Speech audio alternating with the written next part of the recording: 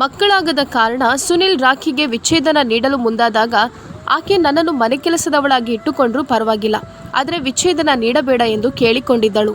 ಇದಕ್ಕೆ ಒಪ್ಪಿ ಸುನಿಲ್ 2ನೇ ಮದುವೆಯಾಗುತ್ತಾನೆ. ರಾಖಿ ಇಡೀ ದಿನ ಮನೆ ಕೆಲಸ ಮಾಡುತ್ತಾಳೆ ಮತ್ತು ರಾತ್ರಿ ಸುನಿಲ್ ಅವಳನ್ನು ಪೀಡಿಸಲು ಪ್ರಾರಂಭಿಸ್ತಾನೆ. ಯಾಕಂದ್ರೆ 2ನೇ ಹೆಂಡತಿ ಸುಳ್ಳು ದೂರುಗಳನ್ನು ನೀಡುತ್ತಾ ಅವಳ ವಿರುದ್ಧ ಎತ್ತಿಕಟ್ಟಿರ್ತಾನೆ. ಸುಳ್ಳು ದೂರು ನೀಡುತ್ತಿದ್ದಾಗ ಅವಳ ಅತ್ತೆ ರಾಖಿ ಇಲ್ಲಿಂದ ನೀನು ಹೋಗು ಅಂದಾಗ, ಅಮ್ಮ ನನ್ನ ಶವಯಾತ್ರೆ ಮಾತ್ರ ಇಲ್ಲಿಂದ ಹೋಗುತ್ತೆ ಅಂತ ಅತ್ತೆಗೆ ರಾಖಿ ಹೇಳುತ್ತಾಳೆ. ಯಾವಾಗ ಸುನಿಲ್ಗೆ ಮಗುವಾಗುತ್ತೋ ರಾಖಿ ಮಗುವನ್ನೆತ್ತಿಕೊಂಡು ಮನೆಯಿಂದ ಓಡಿ ಹೋಗಿದ್ದಳು. ಸುನಿಲ್ ಕೋಪದಿಂದ ಕೆಂಪಾಗಿದ್ದ. ರಾಖಿ ಅವನಿಗೆ ಕರೆ ಮಾಡಿದಾಗ ಅವನ ರೋಮಗಳು ಎದ್ದು ನಿಂತವು. ಯಾಕಂದ್ರೆ ಕಣ್ಣೀರನ್ನು ಒರೆಸುತ್ತಾ ರಾಖಿ ಅಡುಗೆ ಮನೆಯಲ್ಲಿ ಕೆಲಸ ಮಾಡುತ್ತಿದ್ದಳು. ಮನೆಯಲ್ಲಿ ಮೌನ ಆವರಿಸಿತ್ತು. ಸುನಿಲ್ ಮತ್ತು ಅವನ ತಾಯಿ ಸರೋಜಿನಿ ದೇವಿ ಇಬ್ಬರೂ ಮನೆಯಲ್ಲಿರಲಿಲ್ಲ. ಅವರು ಎಲ್ಲಿಗೆ ಹೋಗಿದ್ದಾರೆಂದರೆ, ಹಿಂದಿರುಗಿದ ನಂತರ ರಾಖಿಯ ಜೀವನದಲ್ಲಿ ಇನ್ನಷ್ಟು ಸಂಚಲವನ್ನು ಉಂಟು ಮಾಡುವ ಸುದ್ದಿ ಬರುತ್ತದೆ ಎಂದು ಅವಳಿಗೆ ಈಗಾಗಲೇ ತಿಳಿದಿತ್ತು. ರಾಖಿ ಆಳವಾದ ಉಸಿರನ್ನು ತೆಗೆದುಕೊಂಡು ತನ್ನ ಅತ್ತಿಗೆಯ ಆಯ್ಕೆಯ ಆಹಾರವನ್ನು ತಯಾರಿಸುವಾಗ ಅದೇ ಸಮಯದಲ್ಲಿ ಕರೆಗಂಟೆ ಬಾರಿಸಿತು. ಭಾರವಾದ ಹೃದಯದಿಂದ ಹೊರಬಂದ ರಾಖಿ ನಡುಗುವ ಕೈಗಳಿಂದ ಬಾಗಿಲು ತೆರೆದಾಗ ಸುನಿಲ್ ಅವಳ ಮುಂದೆ ನಿಂತಿದ್ದ. ಸುನಿಲ್ ಜೊತೆ ಸರೋಜಿನಿ ದೇವಿ ಮತ್ತು ರಾಖಿಯ ಅತ್ತಿಗೆ ಕೂಡ ಇದ್ದರು. ಅತ್ತಿಗೆ ತನ್ನ ಮಗುವನ್ನು ತನ್ನ ಕೈಯಲ್ಲಿ ಗುಲಾಬಿ ಬಣ್ಣದ ಕಂಬಳಿಯಲ್ಲಿ ಸುತ್ತಿಕೊಂಡಿದ್ದಳು. ಅತ್ತಿಗೆ, ಒಳಗೆ ಬರಲು ಬಿಡಿ. ಆಸ್ಪತ್ರೆಯ ಜನಸಂದಣಿಯಿಂದ ಸಾಕಾಗಿ ಹೋಯಿತು. ದೇವರ ದಯೆಯಿಂದ ಆಪರೇಷನ್ನಿಂದ ರಕ್ಷಿಸಲ್ಪಟ್ಟಿದ್ದೇನೆ. ಒಳಗೆ ಬರುತ್ತಾ ಸರೋಜಿನಿ ದೇವಿ ಮಗಳು ಶಿಖಾಳನ್ನು ಜಾಗರೂಕತೆಯಿಂದ ಒಳಗೆ ಕರೆತಂದು ಮಲಗಿಸಿದರು. ಆ ಪುಟ್ಟ ಮಗುವಿನ ಅಳುವ ಸದ್ದು ಮನೆಯಲ್ಲಿಡೀ ಪ್ರತಿಧ್ವನಿಸುತ್ತಿತ್ತು. ರಾಖಿ ಗುಲಾಬಿ ಕಂಬಳಿಯನ್ನು ಹಾತೊರೆಯುವ ಕಣ್ಣುಗಳಿಂದ ನೋಡುತ್ತಿದ್ದಳು. ಈಗ ಇಲ್ಲಿ ನಿಂತು ಏನ್ ನೋಡ್ತಿದ್ಯಾ? ಹೋಗಿ ಶರ್ಬತ್ತು ಮಾಡಿತಾ. ಹೊರಗಡೆ ತುಂಬಾ ಬಿಸಿಲಿದೆ. ನಿನ್ನಿಂದ ಇಷ್ಟಾದ್ರೂ ಪ್ರಯೋಜನ ಆಗ್ಲಿ. ಕನಿಷ್ಠ ಪಕ್ಷ ನೀರನ್ನಾದ್ರೂ ತಾ. ಸುನಿಲ್ ವ್ಯಂಗ್ಯವಾಗಿ ಹೇಳಿದಾಗ ರಾಖಿ ತುಟಿ ಕಚ್ಚಿಕೊಂಡು ಮತ್ತೆ ಅಡುಗೆ ಮನೆಗೆ ಹೋದಳು. ಬೇಗ ಬೇಗ ಶರಬತ್ತು ತಯಾರಿಸಿ ಕೋಣೆಗೆ ತಂದಾಗ ನಾದಿನಿ ಮಗಳನ್ನು ಮಡಿಲಲ್ಲಿ ಕೂರಿಸಿದ್ದಳು. ನನಗೆ ಯಾವಾಗ ಇಂಥ ಖುಷಿ ಸಿಗುತ್ತೆ ಎಂದು ನಿಟ್ಟುಸಿರು ಬಿಟ್ಟಳು. ನನ್ನ ನಾದಿನಿಗೆ ನನ್ನ ನಂತರ ಮದುವೆಯಾದರೂ 2 ಮಕ್ಕಳಿದ್ದಾರೆ ಎಂದು ಅಂದುಕೊಂಡಳು. ಈ ಬಂಜೆಯನ್ನು ಬಲವಂತವಾಗಿ ಸಹಿಸಿಕೊಳ್ಳಬೇಕಾದವನು ನಾನೊಬ್ಬನೇ ಕಾಣುತ್ತೆ ಅಮ್ಮ. ಇಡೀ ಊರಿನಲ್ಲಿ ನಿನ್ಗೆ ಇವಳೇ ಸಿಕ್ಕಿದ್ದ ಎಂದು ಸುನಿಲ್ ತನ್ನ ತಾಯಿಯ ಬಳಿ ದ್ವೇಷದಿಂದ ಹೇಳುತ್ತಿದ್ದ. ಸರೋಜಿನಿ ದೇವಿ ಕಣ್ಣಲ್ಲಿ ನೀರು ತುಂಬಿದ್ದ ರಾಖಿಯತ್ತ ಅಸಹಾಯಕ ನೋಟ ಬೀರಿದರು. ರಾಖಿ ಸರೋಜಿನಿ ದೇವಿಯ ಆಯ್ಕೆಯಾಗಿದ್ದಳು. ಈ ಕಾರಣದಿಂದಲೇ ಆಕೆ ಸುನಿಲನ ಹೃದಯವನ್ನು ಪ್ರವೇಶಿಸಲು ಸಾಧ್ಯವಾಗಲಿಲ್ಲ. ಅವಳಿಗೆ ಮಕ್ಕಳಾಗುವ ಆಸೆ ಇತ್ತು. ಆದರೆ 1000 ಪ್ರಯತ್ನಗಳ ಹೊರತಾಗಿಯೂ ಮದುವೆಯಾಗಿ 6 ವರ್ಷಗಳು ಕಳೆದರೂ ರಾಖಿಗೆ ಮಕ್ಕಳಾಗಲಿಲ್ಲ. ಚಿಂತಿಸಬೇಡ ರಾಖಿ, ಬಹಳ ಪ್ರಸಿದ್ಧ ವೈದ್ಯರನ್ನು ಸಂಪರ್ಕಿಸೋಣ. ಅವರ ರಿಪೋರ್ಟ್ನಿಂದ ನಿನಗೆ ಮಗು ಯಾವಾಗ ಆಗುತ್ತದೆ ಎಂದು ತಿಳಿಯುತ್ತದೆ ಎಂದು ಸರೋಜಿನಿ ದೇವಿ ಸಾಂತ್ವನ ಹೇಳಿದರು. ಇದನ್ನು ಕೇಳಿಸಿಕೊಳ್ಳುತ್ತಿದ್ದಂತೆಯೇ ರಾಖಿ ನಡುಗಿ ಹೋದಳು. ರೂಮಿನ ಡ್ರಾಯರ್ನಲ್ಲಿಟ್ಟಿದ್ದ ರಿಪೋರ್ಟ್ ಅವಳ ಕಣ್ಣೆದುರು ಮಿನುಗಿತು.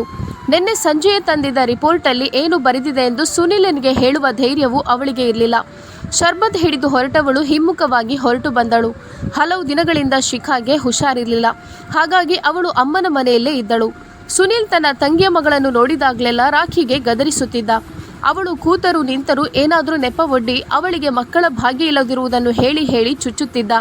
ಆ ದಿನ ರಾಖಿ ಮಗುವಿನ ಬಟ್ಟೆಗಳನ್ನು ಒಗೆದು ತಂತಿಯ ಮೇಲೆ ಹರಡುತ್ತಿದ್ದಾಗ ಕೋಣೆಯಿಂದ ಸುನಿಲ್ ಗರ್ಜಿಸುವ ಶಬ್ದ ಕೇಳಿಸಿತು. ಇದೇನಿದು ರಾಖಿ, ಬೇಗ ಇಲ್ಲಿಗೆ ಬಾ. ಅವಳು ಭಯಭೀತಳಾಗಿ ಕೋಣೆಗೆ ಹೋದಾಗ ಸುನಿಲ್ ಅವಳ ಮುಂದೆ ನಿಂತಿದ್ದ. ಅವನ ಕೈಯಲ್ಲಿ ರಾಖಿ ಹಾಸ್ಪಿಟಲ್ ರಿಪೋರ್ಟ್ ಇತ್ತು. ರಾಖಿಯ ಕಾಲುಗಳ ಕೆಳಗೆ ಇದ್ದಂಥ ನೆಲ ಜಾರಿದಂತಾಗಿತ್ತು. ಇದೆಲ್ಲ ಏನು? ನೀನು ತಾಯಿಯಾಗಲು ಸಾಧ್ಯವಿಲ್ಲ. ಡಾಕ್ಟರ್ ನಿನಗೆ ಬಹಳ ಹಿಂದೆ ಈ ವಿಷಯ ಹೇಳಿದ್ರು ನೀನು ನನಗೆ ಹೇಳಿಲ್ಲ. ನನಗೆ ಗೊತ್ತಾಗದಂತೆ ರಿಪೋರ್ಟ್ ಬೇರೆ ಮುಚ್ಚಿಟ್ಟಿದ್ಯಾ? ಸುನಿಲ್ ಕೂಗಾಡುತ್ತಲೇ ಇದ್ದ. ರಾಖಿಯ ಗಂಟಲು ಒಣಗಿತ್ತು. ಅವಳ ಕಣ್ಣಲ್ಲಿ ನೀರು ಬರತೊಡಗಿತ್ತು. ನಿನ್ನಂಥ ಹೆಣ್ಣನ್ನು ನಾನು ಇನ್ನೂ ಸಹಿಸಲಾರೆ. ಈ ಮನೆಯಲ್ಲಿ ಸಿಗುವ ಉಚಿತ ರೊಟ್ಟಿಯನ್ನು ಬಾರಿಸೋಕ್ಕಾಗುತ್ತೆ? ಒಂದು ಮಗುವನ್ನು ಕೂಡ ಕೊಡಲು ಸಾಧ್ಯ ಇಲ್ಲ ಅಲ್ವಾ ನಿನಗೆ? ಅಷ್ಟಕ್ಕೂ ನಾನು ನಿನ್ನನ್ನು ನನ್ನ ಜೀವನದಲ್ಲಿ ಯಾಕೆ ಇಟ್ಟುಕೊಳ್ಬೇಕು? ಈಗ ನಿನಗೆ ವಿಚ್ಛೇದನ ಕೊಟ್ಟು ಮನೆಯಿಂದ ಹೊರಗೆ ಹಾಕಿ ಬೇರೆ ಮದುವೆ ಆಗುತ್ತೇನೆ. ಸುನಿಲ್ ಕೂಗಿದ ಸದ್ದಿಗೆ ಸರೋಜಿನಿ ದೇವಿ ಅವರು ಕೋಣೆಗೆ ಬಂದಿದ್ದರು. ರಾಖಿ ಸುನಿಲ್ನನ್ನು ದಿಗ್ಭ್ರಮೆಯಿಂದ ನೋಡುತ್ತಿದ್ದಳು. ಇಲ್ಲ, ದೇವರ ಸಲುವಾಗಿ ನನಗೆ ಡೈವರ್ಸ್ ಕೊಡಬೇಡಿ. ರಾಖಿ ಅಂಗಲಾಚಿದಳು. ಆದರೆ ಸುನಿಲ್ ತುಂಬ ಕೋಪಗೊಂಡಿದ್ದ. ಅವನು ರಾಖಿಯನ್ನು ರಭಸದಿಂದ ನೆಲದ ಮೇಲೆ ದೂಡಿದನು. ಸುಳ್ಳಿ ಹೆಂಗಸೆ, ನನ್ನ ಜೀವನದಲ್ಲಿ ಇರಲು ನೀನು ಅರ್ಹಳಲ್ಲ. ಅವನು ನಿರಂತರವಾಗಿ ತನ್ನ ಬಾಯಿಂದ ವಿಷವನ್ನು ಉಗುಳುತ್ತಿದ್ದನು. ರಾಖಿ ಬಿಕ್ಕಿ ಬಿಕ್ಕಿ ಅಳಲು ಪ್ರಾರಂಭಿಸಿದಳು. ತನಗೂ ಮಗುವಾಗಬೇಕೆಂಬ ಆಸೆ ಇದೆ ಎಂದು ಅವನಿಗೆ ಹೇಗೆ ಹೇಳಲಿ? ಆದರೆ ದೇವರ ಇಚ್ಛೆಯ ಮುಂದೆ ತಾನು ಏನು ಮಾಡಬಲ್ಲೆ? ಬಾಲ್ಯದಲ್ಲಿ ಅವಳ ಹೆತ್ತವರು ದೇವರಿಗೆ ಪ್ರಿಯರಾಗಿದ್ದರು. ಇದ್ದ ಒಬ್ಬ ಚಿಕ್ಕಪ್ಪ ಅವಳಿಗೆ ಮದುವೆ ಮಾಡಿಸಿದ ನಂತರ ಅವಳ ಕಡೆ ತಿರುಗಿಯೂ ನೋಡಲಿಲ್ಲ. ಸಿಡಿಮಿಡಿಗೊಳ್ಳುತ್ತಾ ಸುನಿಲ್ ಕೊಠಡಿಯಿಂದ ಹೊರಹೋದನು. ರಾಖಿ ಬಹಳ ಹೊತ್ತು ಅಳುತ್ತಲೇ ಇದ್ದಳು. ಆಗ ಅವಳ ಅತ್ತೆ ಅವಳನ್ನು ಸಮಾಧಾನಪಡಿಸಿದರು. ಅಂದು ರಾತ್ರಿ ಸುನಿಲ್ ತುಂಬ ತಡವಾಗಿ ಕೋಣೆಗೆ ಬಂದ. ರಾಖಿ ಅವನೊಂದಿಗೆ ಮಾತನಾಡಲು ಪ್ರಯತ್ನಿಸಿದಳು. ಆದರೆ ಅವನು ಬಲವಾಗಿ ಅವಳನ್ನು ತಳ್ಳಿ ಅವಳನ್ನು ಹಾಸಿಗೆಯಿಂದ ಕೆಳಗೆ ಬೀಳುವಂತೆ ಮಾಡಿದನು. ಏಳುತ್ತಿದ್ದ ನೋವಿನ ಅಲೆಗಳನ್ನು ಹತ್ತಿಕ್ಕಿ ರಾಖಿ ಮೌನವಾಗಿ ಸೋಫಾದ ಮೇಲೆ ಕುಳಿತಳು. ಅವಮಾನದ ಭಾವನೆ ತುಂಬ ಪ್ರಬಲವಾಗಿತ್ತು. ಆದರೆ ಸುನಿಲ್ ಅದನ್ನು ಲೆಕ್ಕಿಸಲಿಲ್ಲ. ತಡರಾತ್ರಿಯವರೆಗೂ ಮೊಬೈಲ್ನಲ್ಲಿ ಯಾರೊಂದಿಗೋ ಮಾತನಾಡುತ್ತಲೇ ಇದ್ದ. ಕೆಲವು ದಿನಗಳು ಕಳೆದಾಗ ರಾಖಿ ದೃಢ ನಿರ್ಧಾರ ತೆಗೆದುಕೊಂಡಳು. ಇದು ಕೊನೆಯ ಪ್ರಯತ್ನವಾಗಿತ್ತು. ಅವಳು ಈಗ ಪ್ರಯತ್ನಿಸಲು ಬಯಸಿದ್ದಳು. ತಿಂಡಿ ತಿಂದು ಅತ್ತೆ ಕೋಣೆಗೆ ಹೋದಾಗ ರಾಖಿ ಬೇಗ ಬೇಗ ಮನೆಯಿಂದ ಹೊರ ಹೋದಳು. ಮನೆಯಿಂದ ಸ್ವಲ್ಪ ದೂರದಲ್ಲಿರುವ ಗುಡಿಸಲಿನ ಕಡೆಗೆ ಹೋದಳು. ಅಲ್ಲೊಬ್ಬ ಬಾಬಾ ಮಗುವಾಗಲು ತಾಯ್ತ ಕಟ್ಟುತ್ತಿದ್ದರು.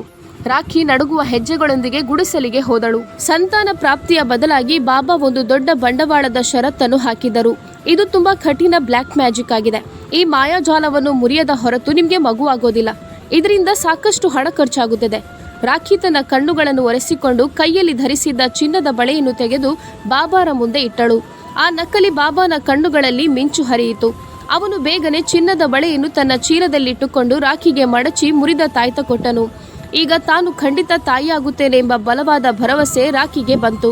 ಅವಳು ಖುಷಿ ಖುಷಿಯಿಂದ ಇನ್ನು ಮುಂದೆ ಎಲ್ಲ ಸರಿ ಹೋಗುತ್ತದೆ ಎಂದುಕೊಳ್ಳುತ್ತಾ ಮನೆಯೊಳಗೆ ಬಂದಳು. ಬಾಗಿಲು ತೆರೆದಿದ್ದು ಗೇಟಿನ ಹೊರಗೆ ಸುನಿಲ್ ಮೋಟಾರ್ ಸೈಕಲ್ ನಿಂತಿತ್ತು. ಇಷ್ಟು ಬೇಗ ಸುನಿಲ್ ಕೆಲಸದಿಂದ ಹಿಂದಿರುಗುತ್ತಿರಲಿಲ್ಲ. ಅವಳು ಆಶ್ಚರ್ಯದಿಂದ ಯೋಚಿಸುತ್ತಾ ತೆರೆದ ಬಾಗಿಲಿನಿಂದ ಒಳಗೆ ಬಂದಳು. ಆದರೆ ಅವಳ ಪಾದಗಳು ಬಾಗಿಲಿನ ಚೌಕಟ್ಟಿನ ಮೇಲೆ ದೃಢವಾಗಿ ನಿಂತು ಬಿಟ್ಟಿತು. ಎದುರಿನ ಸೋಫಾದ ಮೇಲೆ ಸುನಿಲ್ ಕೂತಿದ್ದನು. ಅವನೊಂದಿಗೆ ಒಬ್ಬ ಹುಡುಗಿಯು ಕುಳಿತಿದ್ದಳು.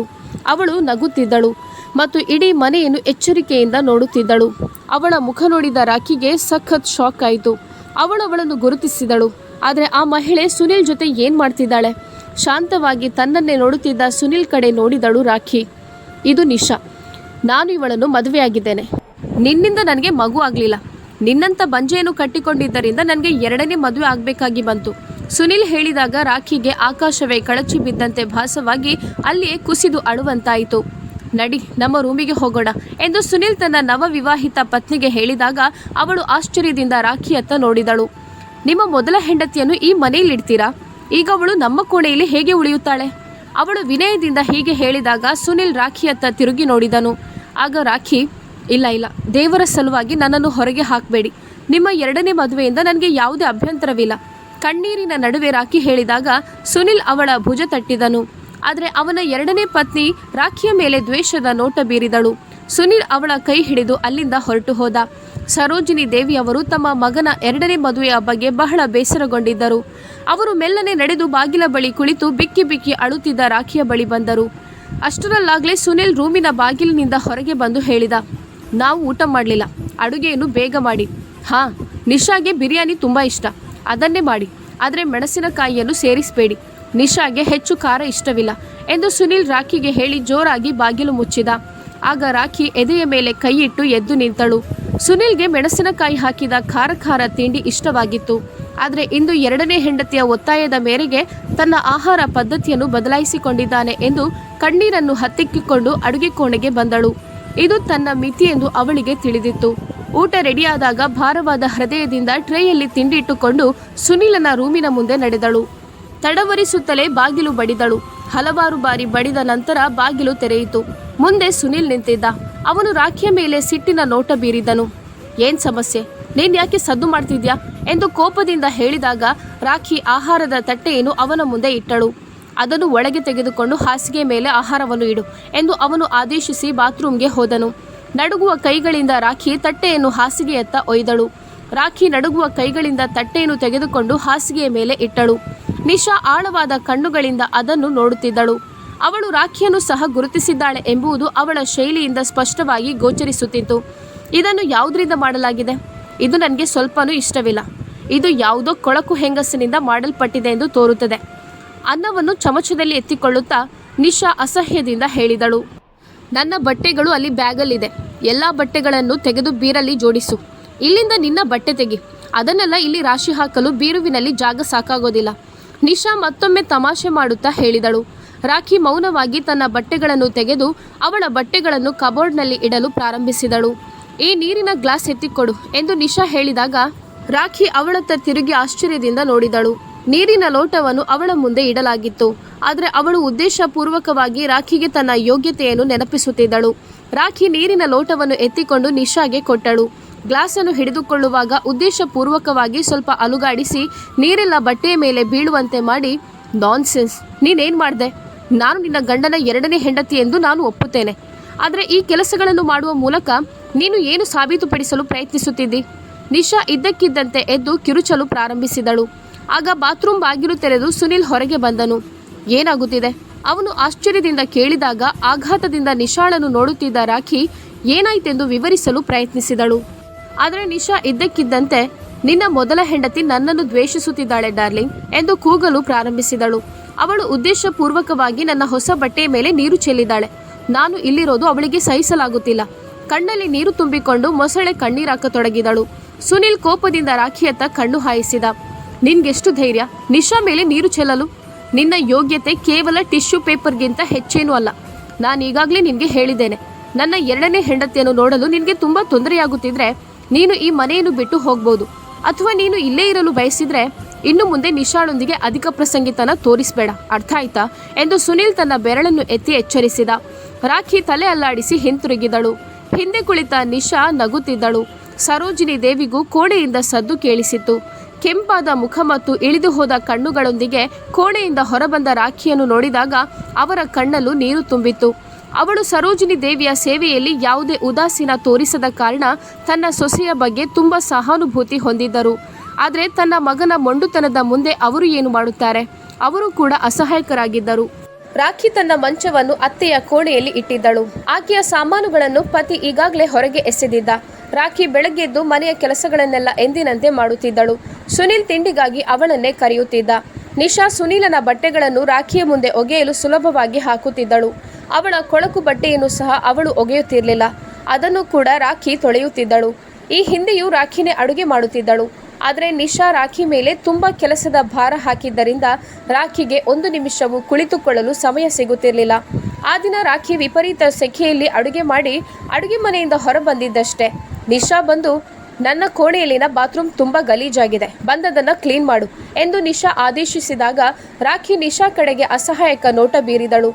ಅತ್ತೆಯ ಔಷಧಿಯ ಸಮಯ ಆಗಿದೆ, ಅವರ ಆರೋಗ್ಯ ಚೆನ್ನಾಗಿಲ್ಲ, ನಾನಿನ್ನೂ ಅವರಿಗೆ ಆಹಾರವನ್ನು ಸಿದ್ಧಪಡಿಸಿಲ್ಲ, ನಿನ್ನ ಬಾತ್ರೂಮನ್ನು ನೀನೇ ಸ್ವಚ್ಛಗೊಳಿಸು ಎಂದು ರಾಖಿ ಹೇಳಿದಾಗ ನಿಶಾ ಅವಳನ್ನು ಚುಚ್ಚುವ ಕಣ್ಣುಗಳೊಂದಿಗೆ ನೋಡುತ್ತಾ, ಹೆಚ್ಚು ನಾಲಿಗೆ ಉದ್ದ ಮಾಡೋ ಅಗತ್ಯವಿಲ್ಲ.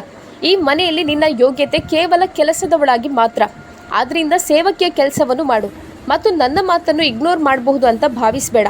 ಆ ಮುದುಕಿಗೆ ಊಟ ಮತ್ತೆ ಕೊಡು. ಮೊದಲು ನನ್ನ ರೂಮಿನ ವಾಶ್ರೂಮ್ ಕ್ಲೀನ್ ಮಾಡು, ಹೋಗು ಎಂದು ಬೊಬ್ಬೆ ಹಾಕುತ್ತಾ ಹೊರಟಳು. ರಾಖಿಗೆ ಗೊತ್ತಿತ್ತು ಅವಳು ಕೆಟ್ಟ ಸ್ವಭಾವದ ಮಹಿಳೆ. ಅವಳೊಂದಿಗೆ ವಾದ ಮಾಡೋದು ವ್ಯರ್ಥ ಎಂದು ಮೌನವಾಗಿ ನಿಶಾಳ ಕೋಣೆಗೆ ಹೋಗಿ ವಾಶ್ರೂಮ್ ತೊಳೆಯುವಾಗ ರಾಖಿಯ ಕಣ್ಣಲ್ಲಿ ನೀರು ಮತ್ತೆ ಮತ್ತೆ ಬರುತ್ತಿತ್ತು. ಆದರೆ ನಿಶಾ ಅವಳಿಗೆ ಆದೇಶ ನೀಡುತ್ತಲೇ ಇದ್ದಳು. ರಾಖಿ ವಾಶ್ರೂಮ್ ತೊಳೆದು ಹೊರಗೆ ಬಂದಾಗ ನಿಶಾ ನಿರಾತಂಕವಾಗಿ ಒಂದು ಅಂಗಿಯನ್ನು ಅವಳ ಮುಂದೆ ಎಸೆದಳು. ಅದನ್ನು ಕಸದ ಬುಟ್ಟಿಗೆ ಹಾಕು, ಇದು ಸುನಿಲ್ ಹಳೆಯ ಶರ್ಟ್, ಅದು ಹಾಳಾಗಿದೆ. ರಾಖಿ ಆಶ್ಚರ್ಯದಿಂದ ಶರ್ಟನ್ನು ನೋಡಿದಳು. ಅದು ಹೊಸ ಶರ್ಟ್ ಥರ ಕಾಣಿಸ್ತಿತ್ತು. ಆದರೆ ನಿಶಾ ಆದೇಶ ನೀಡಿದ್ದರಿಂದ ಅವಳು ಸದ್ದಿಲ್ಲದೆ ಶರ್ಟ್ನೊಂದಿಗೆ ಕೆಳಗಿಳಿದು ಡಸ್ಟ್ಬಿನ್ಗೆ ಹಾಕಿದಳು. ತಾನು ಮಾಡಿದ ತಪ್ಪಾದರೂ ಅವಳಿಗೆ ತಿಳಿಯಲಿಲ್ಲ. ರಾತ್ರಿಯ ಎಲ್ಲ ಕೆಲಸಗಳನ್ನು ಮುಗಿಸಿ ಉಸಿರು ಬಿಗಿ ಹಿಡಿದು ಮಲಗಲು ಸಿದ್ಧವಾದಳಷ್ಟೇ ಥಟ್ಟನೆ ಸುನಿಲ್ ಒಳಬಂದು, ನನ್ನ ಅಂಗಿಯನ್ನು ಕಸಕ್ಕೆ ಹಾಕಲು ನಿನಗೆ ಎಷ್ಟು ಧೈರ್ಯ? ನೀನು ನನ್ನನ್ನು ಅಷ್ಟು ದ್ವೇಷಿಸುತ್ತಿದ್ದರೆ ನಿನ್ನ ಈ ಕೊಳಕು ಮುಖವನ್ನಿಟ್ಟು ಇಲ್ಲಿಂದ ಹೋಗಬಾರ್ದ್ಯಾಕೆ? ನಾನು ದುಡಿದು ತಂದದ್ದನ್ನು ತಿಂದು ನಿನ್ನ ಸೊಕ್ಕನ್ನು ನನ್ನಲ್ಲೇ ತೋರಿಸ್ತೀಯಾ ಎಂದು ಒಂದು ಹೆಜ್ಜೆ ಮುಂದೆ ಹೋಗಿ ಜೋರಾಗಿ ಅವಳ ಕೆನ್ನೆಗೆ ಬೀಸಿ ಹೊಡೆದನು. ಆಗ ನಿಶಾ ಹಿಂದಿನಿಂದ, ನಾನವಳನ್ನು ತಡೆಯಲು ಪ್ರಯತ್ನಿಸಿದೆ, ಆದರೆ ಅವಳು ನನ್ನ ಮಾತನ್ನು ಕೇಳಲೇ ಇಲ್ಲ. ನೀನು ನಿನ್ನ ಕೆಲಸ ನೋಡ್ಕೊ ಅಂತ ಹೇಳಿದ್ಲು. ಸುನಿಲ್ ನನ್ನ ಗಂಡ, ನಾನು ಅವರ ಬಟ್ಟೆಯನ್ನು ಏನು ಬೇಕಿದ್ರೂ ಮಾಡ್ಬೋದು ಅಂತಾನೂ ಹೇಳಿದ್ಲು. ನಿಶಾ ಸುಳ್ಳು ಕತೆ ಹೇಳಿದಾಗ ಸುನಿಲ್ಗೆ ಇನ್ನಷ್ಟು ಕೋಪ ಬಂತು. ಅವನು ರಾಖಿಯ ಮುಖವನ್ನು ಕಂಡರೆ ದ್ವೇಷಿಸುತ್ತಿದ್ದ. ಇವತ್ತಿನ ನಂತರ ನೀನು ನನ್ನ ರೂಮಿಗೆ ಕಾಲಿಟ್ರೆ ನೀನು ಜೀವಮಾನವಿಡೀ ನೆನಪಿಟ್ಟುಕೊಳ್ಬೇಕು, ಹಾಗೆ ಮಾಡ್ತೀನಿ ಎಂದು ಅವನು ರಾಖಿಯನ್ನು ಮಂಚಕ್ಕೆ ದೂಡಿ ಅಲ್ಲಿಂದ ಹೊರಟ. ಈಗ ರಾಖಿಗೆ ಅಂದಾಜಾಯಿತು ನಿಶಾ ಶರ್ಟನ್ನು ಬೆಳಗ್ಗೆ ಎಸೆಯಲು ಯಾಕೆ ಹೇಳಿದಳೆಂದು. ನಿಶಾ ತಿರುಗಿ ನೋಡಿ ನಗುತ್ತಾ ಸುನಿಲನನ್ನು ಹಿಂಬಾಲಿಸಿದಳು. ಇಡೀ ದೃಶ್ಯವನ್ನು ಅಸಹಾಯಕತೆಯಿಂದ ನೋಡುತ್ತಿದ್ದ ಸರೋಜಿನಿ ದೇವಿ ಮುಂದೆ ಬಂದು ರಾಖಿಯ ಬಳಿ ಬಂದಾಗ ಅವಳು ಬಿಕ್ಕಿ ಬಿಕ್ಕಿ ಅಳುತ್ತಾಳೆ. ಇಲ್ಲಿದ್ದು ಏನು ಮಾಡ್ತೀಯಾ? ನಿನ್ನ ಚಿಕ್ಕಪ್ಪನ ಮನೆಗೆ ಹೋಗ್ಬಿಡು. ಸುನಿಲ್ ನಿನ್ನ ಬಗ್ಗೆ ಸ್ವಲ್ಪವೂ ಕಾಳಜಿ ವಹಿಸೋದಿಲ್ಲ. ಮತ್ತು ಈ ಕಪಟಿ ನಿಶಾ ಇಡೀ ದಿನ ತನ್ನ ಕೋಣೆಯಿಂದ ಹೊರಗೇನೆ ಬರೋದಿಲ್ಲ. ಎಲ್ಲ ಕೆಲಸ ನಿನ್ನಿಂದಲೇ ಮಾಡಿಸ್ತಾಳೆ. ಸುನಿಲ್ ಬಂದ ಕೂಡಲೇ ಏನೂ ಅರಿಯದ ಮುಗ್ಧಳಂತೆ ನಟಿಸ್ತಾಳೆ. ಸರೋಜಿನಿ ದೇವಿ ಅರ್ಥ ಮಾಡಿಸಲು ಪ್ರಯತ್ನಿಸಿದರು. ಆದರೆ ರಾಖಿ ಅಳುತ್ತಾ ತಲೆ ಅಲ್ಲಾಡಿಸಿದಳು. ನಾನು ಎಲ್ಲಿಗೆ ಹೋಗಬೇಕು? ನನಗೆ ಮನೆ ಇಲ್ಲ. ಚಿಕ್ಕಪ್ಪ ನನಗೆ ಮದುವೆ ಮಾಡಿಸಿದ್ರು. ಹೀಗಾಗಿ ಅವರ ಜವಾಬ್ದಾರಿಯೂ ಮುಗಿಯಿತು. ಇನ್ನು ನನ್ನ ಶವ ಮಾತ್ರ ಈ ಮನೆಯಿಂದ ಹೊರಡುತ್ತದೆ ಎಂದು ಅವಳು ನೋವು ತುಂಬಿದ ಧ್ವನಿಯಲ್ಲಿ ಹೇಳಿದಳು. ನಂತರ ಕಣ್ಣು ಒರೆಸುತ್ತಾ ಮಗ್ಗುಲು ಬದಲಿಸಿ ಮಲಗಲು ಯತ್ನಿಸಿದಳು. ರೂಮಿನೊಳಗೆ ಕುಳಿತ ನಿಶಾ ಸುನಿಲ್ನನ್ನು ರಾಖಿಯ ವಿರುದ್ಧ ಕೆರಳಿಸುತ್ತಿದ್ದಳು. ಬೆಳಗ್ಗೆ ತಿಂಡಿ ಮುಗಿಸಿ ಗಂಡ ಹೆಂಡತಿ ಇಬ್ಬರು ಹೊರಗೆ ಬಂದರು ಮತ್ತು ನಿಶಾ ರಾಖಿಗೆ ತಿಂಡಿ ತಯಾರಿಸುವಂತೆ ಆರ್ಡರ್ ಮಾಡಿದಳು. ರಾಖಿ ತಿಂಡಿಯನ್ನು ತಂದು ಟೇಬಲ್ ಮುಂದೆ ಇಟ್ಟಳು. ನಿಶಾ ಒಮ್ಮೆ ಪರಾಠವನ್ನು ಎತ್ತಿಕೊಂಡು ನೋಡುತ್ತಿದ್ದಳು, ಮತ್ತೊಮ್ಮೆ ಡಬಲ್ ರೊಟ್ಟಿಯನ್ನು ನೋಡುತ್ತಿದ್ದಳು. ನಾನು ಏನನ್ನು ತಿನ್ನಲು ಬಯಸೋದಿಲ್ಲ, ನನಗಾಗಿ ಒಂದು ಲೋಟ ಹಾಲು ತಾಯೆಂದು ಅವಳು ಹೊಸ ಆದೇಶ ಹೊರಡಿಸಿದಾಗ ರಾಖಿ ಮೌನವಾಗಿ ತಿರುಗಿ ಹಾಲು ತರಲು ಹೋದಳು. ನಿಶಾ ಮುಖ ಊದಿಸಿಕೊಂಡೇ ಹಾಲಿನ ಲೋಟವನ್ನು ಬಾಯಿಗೆ ಹಾಕಿದಳು. ಸುನಿಲ್ ತಿಂಡಿ ಮುಗಿಸಿ ರೂಮಿಗೆ ಹೋಗಿದ್ದ. ಸ್ವಲ್ಪ ಸಮಯದ ನಂತರ ಅವನು ಹೊರಗೆ ಬಂದಾಗ ನಿಶಾ ತನ್ನ ಎರಡೂ ಕೈಗಳಿಂದ ಅವಳ ತಲೆಯನ್ನು ಹಿಡಿದಿದ್ದಳು. ನನಗೆ ತಲೆ ಸುತ್ತುತ್ತಿದೆ, ಇವಳು ನನಗೆ ವಿಷ ಹಾಕಿದ್ದಾಳೆ, ನಾನು ಸಾಯಬೇಕು ಅಂತ ಅವಳು ಬಯಸಿದ್ದಳು. ಅವಳು ರಾಖಿಯ ಕಡೆಗೆ ತೋರಿಸಿದಾಗ ರಾಖಿ ದಿಗ್ಭ್ರಮೆಗೊಂಡಳು. ಏನು ಮಾಡಿದೆ ನೀನು? ನಾನು ನಿನ್ನನ್ನು ಸುಮ್ಮನೆ ಬಿಡಲ್ಲ, ಕೊಂದೇ ಬಿಡುತ್ತೇನೆ ಎಂದು ಸುನಿಲ್ ಕೂಗಾಡಿದಾಗ ರಾಖಿ ಹೆದರಿ 2 ಹೆಜ್ಜೆ ಹಿಂದೆ ಹೋದಳು. ನಾನು ಏನನ್ನೂ ಮಾಡಲಿಲ್ಲ. ಅವಳ ತುಟಿಗಳಿಂದ ಇಷ್ಟು ಮಾತ್ರ ಹೊರಬಂತು. ನಿಶಾಳ ಸ್ಥಿತಿ ಹದಗೆಡುತ್ತಿತ್ತು.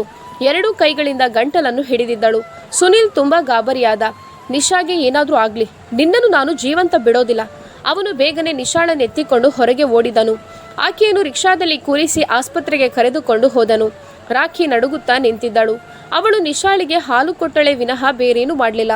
ನಿಶಾಳಿಗೇನಾದರೂ ಆದರೆ ಸುನಿಲ್ ತನ್ನನ್ನು ಜೀವಂತ ಬಿಡುವುದಿಲ್ಲ ಎಂದು ತಿಳಿದಿದ್ದಳು. ಆದರೆ ಅವಳ ಅದೃಷ್ಟ ಚೆನ್ನಾಗಿತ್ತು. 2 ಗಂಟೆಗಳ ನಂತರ ನಿಶಾ ಮತ್ತು ಸುನಿಲ್ ಮನೆಗೆ ಬಂದಾಗ ಇಬ್ಬರೂ ನಗುತ್ತಿದ್ದರು. ಆಗ ಸುನಿಲ್ ತನ್ನಮ್ಮನಲ್ಲಿ, ಅಭಿನಂದನೆಗಳು ಅಮ್ಮ, ನಿಶಾ ತಾಯಿಯಾಗಲಿದ್ದಾಳೆ. ಈಗ ನಾನು ಮಗುವಿನ ಸಂತೋಷವನ್ನು ಅನುಭವಿಸಲು ಸಾಧ್ಯವಾಗುತ್ತದೆ.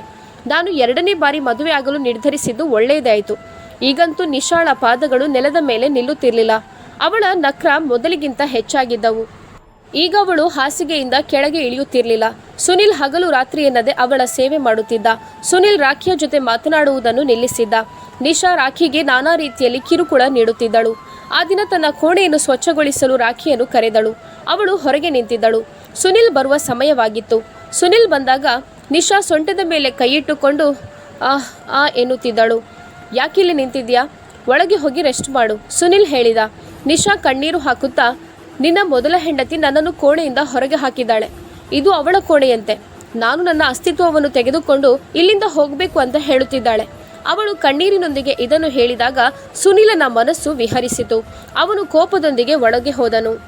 ರಾಖಿ ಡ್ರೆಸ್ಸಿಂಗ್ ಟೇಬಲ್ ಮುಂದೆ ನಿಂತು ಕ್ಲೀನ್ ಮಾಡುತ್ತಿದ್ದಳು. ಆದರೆ ಸುನಿಲ್ ಅದನ್ನು ನೋಡಲಿಲ್ಲ. ನೀನು ನನ್ನ ಮಗುವಿಗೆ ಹಾನಿ ಮಾಡ್ತೀಯಾ? ನಾನು ನಿನ್ನ ಪ್ರಾಣ ತೆಗೆದು ಬಿಡುತ್ತೇನೆ. ನೀನು ನನಗೆ ಯಾವುದೇ ಸಂತೋಷವನ್ನು ಕೊಡಲು ಯೋಗ್ಯತೆಯನ್ನು ಹೊಂದಿಲ್ಲ. ಮತ್ತು ಈಗ ನಿಶಾ ನನಗೆ ಮಗುವನ್ನು ಕೊಡಲು ಹೋದರೆ ಅವಳನ್ನು ಕೊಲ್ಲಲು ಬಯಸ್ತೀಯಾ ಎಂದು ಸುನಿಲ್ ಜೋರಾಗಿ ರಾಖಿಯ ಕೆನ್ನೆಗೆ ಬಾರಿಸಿದನು. ಅವಳು ಮೂಕ ವಿಸ್ಮಿತಳಾಗಿ ನಿಂತಿದ್ದಳು. ಆಗ ನಗುತ್ತಿದ್ದ ನಿಶಾಳ ಮೇಲೆ ರಾಖಿಯ ಕಣ್ಣು ಬಿದ್ದಾಗ ನಿಶಾ ಮತ್ತೆ ಏನೋ ಪಿತೂರಿ ಮಾಡಿದ್ದಾಳೆಂದು ಅರಿವಾಯಿತು. ಅವಳು ಮೌನವಾಗಿ ಕೆನ್ನೆಯ ಮೇಲೆ ಕೈಯಿಟ್ಟು ಕೋಣೆಯಿಂದ ಹೊರ ನಡೆದಳು. ಅವಳು ಕೋಣೆಗೆ ಬಂದು ಕಟುವಾಗಿ ಅಳಲು ಪ್ರಾರಂಭಿಸಿದಳು. ಆದರೆ ಅವಳು ತಾನೇ ಏನು ಮಾಡಿಯಾಳು? ಸಮಯ ಹೀಗೆ ಕಳೆಯುತ್ತಿತ್ತು. ನಿಶಾಗೆ 9 ತಿಂಗಳು ಪೂರ್ತಿಯಾದಾಗ ಡಾಕ್ಟರ್ ಆಪರೇಷನ್ ಮಾಡಬೇಕೆಂದು ಹೇಳಿದ್ದರು. ಆಪರೇಷನ್ಗೆ ಆಸ್ಪತ್ರೆಗೆ ಹೋಗಬೇಕಾದ ದಿನವನ್ನು ಹೇಳಿದ್ದರು. ಆ ದಿನ ಬೆಳಗ್ಗೆಯಿಂದ ಸರೋಜಿನಿ ದೇವಿ ಆರೋಗ್ಯ ಹದಗೆಟ್ಟಿತ್ತು. ಮತ್ತೆ ಮತ್ತೆ ವಾಶ್ರೂಮ್ಗೆ ಹೋಗಿ ಸುಸ್ತಾಗಿ ಬರುತ್ತಿದ್ದರು. ನಂತರ ಮಂಚದ ಮೇಲೆ ಬೀಳುತ್ತಿದ್ದರು. ನಾನು ನಿಮ್ಮ ಜೊತೆ ಆಸ್ಪತ್ರೆಗೆ ಬರಲು ಸಾಧ್ಯವಿಲ್ಲ. ನಿಮ್ಮೊಂದಿಗೆ ರಾಖಿಯನ್ನು ಕರೆದುಕೊಂಡು ಹೋಗಿ. ಮನಸ್ಸಿಲ್ಲದಿದ್ದರೂ ಸುನಿಲ್ ಮತ್ತು ನಿಶಾ ರಾಖಿಯನ್ನು ಆಸ್ಪತ್ರೆಗೆ ಕರೆದುಕೊಂಡು ಹೋಗಬೇಕಿತ್ತು. ಹೋದ ಕೂಡಲೇ ನಿಶಾಳನ್ನು ಆಪರೇಷನ್ ಥಿಯೇಟರ್ಗೆ ಕರೆದುಕೊಂಡು ಹೋದರು. ಅವಳ ಸ್ಥಿತಿ ಕೊಂಚ ಹದಗೆಟ್ಟಿದ್ದು ಸುನಿಲ್ ಆಪರೇಷನ್ ಮಧ್ಯದಲ್ಲಿ ಹಲವು ಬಾರಿ ಔಷಧಿಗಳಿಗಾಗಿ ಮೇಲೆ ಕೆಳಗೆ ಓಡಾಡಬೇಕಿತ್ತು. ಕೆಲವು ಗಂಟೆಗಳ ನಂತರ ಡಾಕ್ಟರ್ ಬಂದು ನಿಮಗೆ ಗಂಡು ಮಗುವಾಗಿದೆ ಎಂದು ಹೇಳಿದಾಗ ಸುನಿಲನಿಗೆ ಖುಷಿ ತಡೆದುಕೊಳ್ಳಲಾಗಲಿಲ್ಲ. ರಾಖಿ ಅವನನ್ನು ವಿಚಿತ್ರ ಕಣ್ಣುಗಳಿಂದ ನೋಡಿದಳು. ಸುನಿಲ್ ಸಂತೋಷಕ್ಕೆ ಗಾಳಿಯಲ್ಲಿ ತೇಲಾಡುತ್ತಿದ್ದ. ನಂತರ ಅವನು ಕುತೂಹಲದಿಂದ ಮಗನನ್ನು ಕೇಳಿದನು. ಆಗ ಡಾಕ್ಟರ್, ಮಗು ಇನ್ನು ತಾಯಿಯ ಬಳಿಯೇ ಇದೆ, ನೀವೀಗ ಈ ಔಷಧಿಗಳನ್ನು ತನ್ನಿ, ಅಷ್ಟರಲ್ಲಿ ನಾವು ನಿಮ್ಮ ಕೈಗೆ ಒಪ್ಪಿಸುತ್ತೇವೆ ಎಂದು ಡಾಕ್ಟರ್ ಸುನಿಲ್ ಕೈಗೆ ಔಷಧಿ ಚೀಟಿ ಕೊಟ್ಟ ತಕ್ಷಣ ಅವನು ಬೇಗನೆ ಅದನ್ನು ತೆಗೆದುಕೊಂಡು ಕೆಳಗೆ ಹೋದನು. ಅವನು ಹೋಗಿ ಔಷಧಿಗಳನ್ನು ತೆಗೆದುಕೊಂಡು ಹಿಂತಿರುಗಿದಾಗ ಕಾರಿಡಾರ್ನಲ್ಲಿ ರಾಖಿ ಇರಲಿಲ್ಲ. ಅಲ್ಲಿ ಹೋಗುತ್ತಿದ್ದ ನರ್ಸ್ ಬಳಿ ನಾನು ಯಾವಾಗ ಮಗುವನ್ನು ಪಡೆಯುತ್ತೇನೆ ಎಂದು ಕೇಳಿದಾಗ ನರ್ಸ್ ಆಶ್ಚರ್ಯದಿಂದ ಅವನನ್ನು ನೋಡುತ್ತಾ, ಈಗಷ್ಟೇ ನಿಮ್ಮ ಮಗುವನ್ನು ತಂದುಕೊಟ್ಟೆ, ನಿಮ್ಮ ಜೊತೆ ಒಬ್ಬ ಮಹಿಳೆ ಇದ್ದಳಲ್ವಾ, ಮಗುವನ್ನು ಅವಳ ಹತ್ತಿರ ಕೊಟ್ಟಿದ್ದೇನೆ ಎಂದು ನರ್ಸ್ ಸ್ಫೋಟಿಸಿದ ಬಾಂಬಿಗೆ ಸುನಿಲ್ ದಿಗ್ಭ್ರಮೆಗೊಂಡನು. ನಿಶಾ ಕೋಣೆಯೊಳಗೆ ಮಲಗಿದ್ದಳು. ಅವಳು ಕೊರಗುತ್ತಿದ್ದಳು. ಸುನಿಲ್ ಮತ್ತು ನಿಶಾ ಎಲ್ಲರನ್ನೂ ನಿಂದಿಸುತ್ತಿದ್ದರು. ಸುನಿಲ್ ಆಸ್ಪತ್ರೆ ಇಡೀ ಹುಡುಕಾಡಿದರೂ ರಾಖಿ ಪತ್ತೆಯಾಗಿರಲಿಲ್ಲ. ಜೇಬಿನಿಂದ ಮೊಬೈಲ್ ತೆಗೆದು ರಾಖಿಯ ನಂಬರನ್ನು ಮತ್ತೆ ಮತ್ತೆ ಡಯಲ್ ಮಾಡತೊಡಗಿದ. ರಾಖಿ ಬಳಿ ಹಳೆಯ ಮೊಬೈಲ್ ಇತ್ತು, ಆದರೆ ಅದರ ನಂಬರ್ ಆಫ್ ಆಗಿತ್ತು. ಸುನಿಲನ ಹೃದಯದಲ್ಲಿ ಏನೋ ನಡೆಯತೊಡಗಿತು. ಅವನು ಬೇಗನೆ ಮನೆಯಲ್ಲಿದ್ದ ಸರೋಜಿನಿ ದೇವಿಯ ನಂಬರ್ ಡಯಲ್ ಮಾಡಿದ.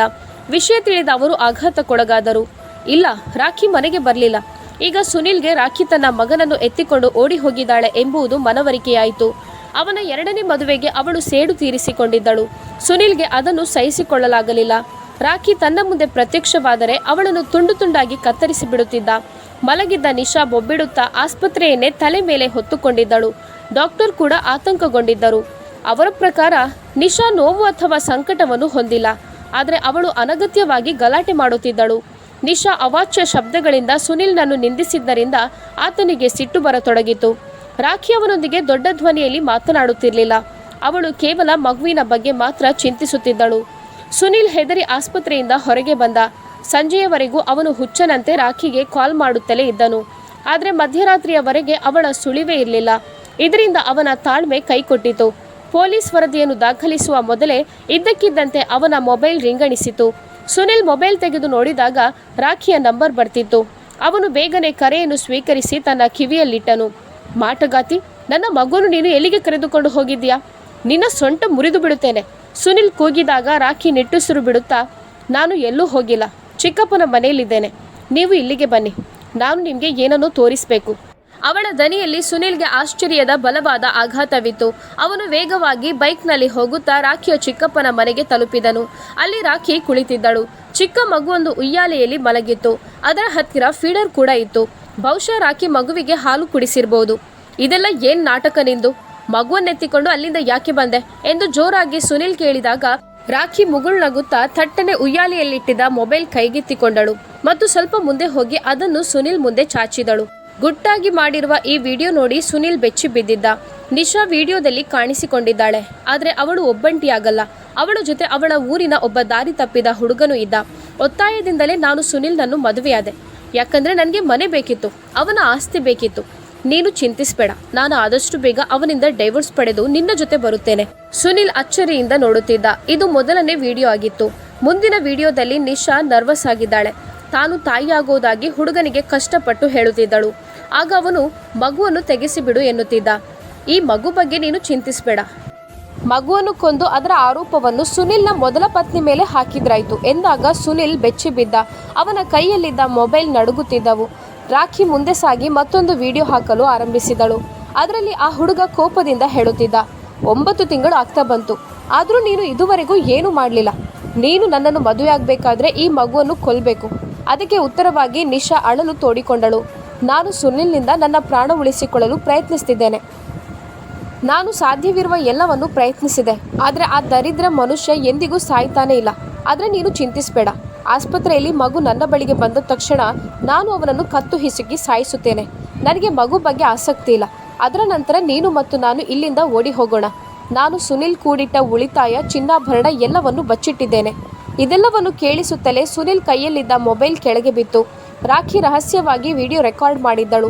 ಕೆಳಗೆ ಬಿದ್ದಿದ್ದ ಮೊಬೈಲ್ ಕೈಗೆತ್ತಿಕೊಂಡ ರಾಖಿ, ನಿಶಾ ನನಗೆ ಶಾಲೆಯಿಂದಲೂ ಗೊತ್ತು. ಅವಳು ಬೀದಿ ತಿರುಗೋ ಹುಡುಗಿಯಾಗಿದ್ದಳು. ಕಾಲೇಜಲ್ಲೂ ಅನೇಕ ಹುಡುಗರೊಂದಿಗೆ ಸಂಬಂಧ ಇಟ್ಟುಕೊಂಡಿದ್ಲು. ಇಂಟರ್ನಲ್ಲಿಯೇ ಓಡಿ ಹೋಗಿ ಯಾವುದೋ ಹುಡುಗನನ್ನು ಮದುವೆಯಾಗಿದ್ಲು ಮತ್ತು ಈಗ ಈ ಮಗುವನ್ನು ಕೊಂದೇ ಬಿಡ್ತಿದ್ಲು. ಆದ್ದರಿಂದ ನಾನು ಮಗುವನ್ನು ಎತ್ತಿಕೊಂಡು ಇಲ್ಲಿಗೆ ತಂದಿದ್ದೇನೆ. ಸುನಿಲ್ ನಾಚಿಕೆಯಿಂದ ತಲೆ ತಗ್ಗಿಸಿದ. ಅವನು ತನ್ನ ಆಯ್ಕೆಗೆ ವಿಷಾದಿಸುತ್ತಿದ್ದನು. ನಂತರ ಅವನು ಇದ್ದಕ್ಕಿದ್ದಂತೆ ತಲೆ ಎತ್ತಿ, ನಿನ್ನ ಈ ಉಪಕಾರವನ್ನು ನಾನು ಎಂದಿಗೂ ಮರೆಯಲಾರೆ. ನೀನು ನನ್ನ ಮಗುವನ್ನು ಉಳಿಸಿದ್ದೀಯಾ. ನಿಶಾಗೆ ಈ ಮಗು ಬೇಕಿರಲಿಲ್ಲ. ರಾಖಿ ಮತ್ತು ಮಗುವಿನೊಂದಿಗೆ ನೇರವಾಗಿ ಆಸ್ಪತ್ರೆಗೆ ಹೋದನು. ಇಬ್ಬರು ಒಟ್ಟಿಗೆ ಬರುತ್ತಿರುವುದನ್ನು ಕಂಡು ನಿಶಾ ಬೆಚ್ಚಿ ಬಿದ್ದಳು. ಸುನಿಲ್ ಮೌನವಾಗಿ ಅವಳಿಗೆ ಮೊಬೈಲಲ್ಲಿದ್ದ ವಿಡಿಯೋ ತೋರಿಸಿದ. ಆಗ ಅವಳ ಮುಖದ ಬಣ್ಣವೇ ಬದಲಾಯಿತು. ನಾನು ನಿನಗೆ ವಿಚ್ಛೇದನ ಕೊಡುತ್ತಿದ್ದೇನೆ. ಈ 2 ಲಕ್ಷ ರೂಪಾಯಿ ತೆಗೆದುಕೊಂಡು ನೀನು ಹೋಗಿ ನಿನ್ನ ಪ್ರೇಮಿಯನ್ನು ಮದುವೆಯಾಗು ಎಂದನು. ನಿಶಾಳ ಮುಖದಲ್ಲಿ ಸಂತೃಪ್ತಿ ಹರಡಿತು. ಈ ಮಗು ನನಗೆ ಬೇಡ ಎಂದು ದ್ವೇಷದಿಂದ ಹೇಳಿದಳು. ಮಗುವನ್ನು ನಿನಗೆ ಕೊಡುವವರು ಯಾರು? ಸುನಿಲ್ ಅವಳತ್ತ ವಿಷದ ನೋಟ ಬೀರಿ ರಾಖಿಯ ಕೈ ಹಿಡಿದು ಆಸ್ಪತ್ರೆಯಿಂದ ಹೊರ ನಡೆದನು. ಕ್ಷಮಿಸು, ನಿನ್ನನ್ನು ಗುರುತಿಸುವಲ್ಲಿ ನಾನು ತಪ್ಪು ಮಾಡಿದೆ. ನೀನು ಒಳ್ಳೆಯವಳು ಎಂದು ಸುನಿಲ್ ಮುಜುಗರದಿಂದ ಹೇಳುತ್ತಿದ್ದರೆ ರಾಖಿಗೆ ಆಶ್ಚರ್ಯವಾಯಿತು. ಒಂದೇ ಏಟಿಗೆ ತನ್ನ ಗಂಡ ಮಗು ಇಬ್ಬರನ್ನು ದೇವರು ಅವಳ ಕೈಗೆ ಕೊಟ್ಟಿದ್ದರಿಂದ ಅವಳು ದೇವರಿಗೆ ಎಷ್ಟು ಧನ್ಯವಾದಗಳು ಹೇಳಿದರೂ ಸಾಲದು. ಸ್ನೇಹಿತರೆ, ಈ ಕಥೆಯ ಬಗ್ಗೆ ನಿಮ್ಮ ಅಭಿಪ್ರಾಯವೇನು? ಕಾಮೆಂಟ್ ಬಾಕ್ಸ್ನಲ್ಲಿ ತಿಳಿಸಿ. ಮತ್ತು ನಮ್ಮ ಇಂದಿನ ಕಥೆ ನಿಮಗೆ ಇಷ್ಟವಾಗಿದ್ದರೆ ದಯವಿಟ್ಟು ಲೈಕ್ ಮಾಡಿ. ನೀವಿನ್ನೂ ನಮ್ಮ ಚಾನಲನ್ನು ಸಬ್ಸ್ಕ್ರೈಬ್ ಮಾಡದೆ ನೋಡ್ತಾ ಇದ್ದರೆ ದಯವಿಟ್ಟು ಸಬ್ಸ್ಕ್ರೈಬ್ ಮಾಡಿ. ಇಂತಹ ಮತ್ತೊಂದು ಪ್ರೇರಕ ಕಥೆಯೊಂದಿಗೆ ನಿಮ್ಮನ್ನು ಭೇಟಿ ಮಾಡುತ್ತೇವೆ. ವೀಕ್ಷಿಸಿದ್ದಕ್ಕಾಗಿ ಧನ್ಯವಾದಗಳು.